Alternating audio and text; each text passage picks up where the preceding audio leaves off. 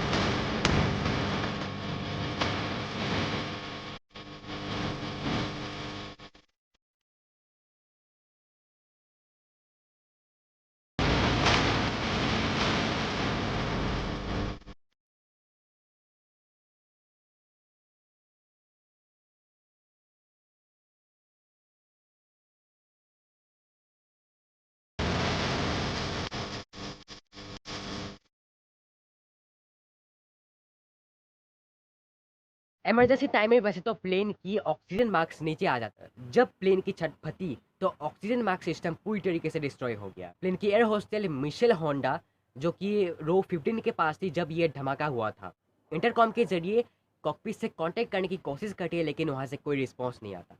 दूसरी air hostel CB lancing, जो कि पैसेंजर्स को ड्रिंक सर्व कर रही थी, जब प्लेन की छत फटी तो वो भी हवा में उड़ गई प्लेन के बाहर। मिशेल को जब कॉकपिट की तरफ से, पायलट की तरफ से कोई रिस्पॉन्स नहीं आता तो वो हर पैसेंजर्स को पूछने लगती है कि क्या आपको प्लेन उड़ाना आता है, क्या आपको प्लेन उड़ाना आता है। पैसेंजर्स ये सुनकर और डर जाते हैं कि यार, प्लेन उड़ाने के लिए भी हमें पूछ रहे हो, आखिर पायलट का क्या हुआ। ऑलमोस्ट 500 किलोमीटर पर आवर की रफ्तार से हवा चल रही थी और जो टेम्परेचर था वो करीब -45 डिग्री सेल्सियस का था।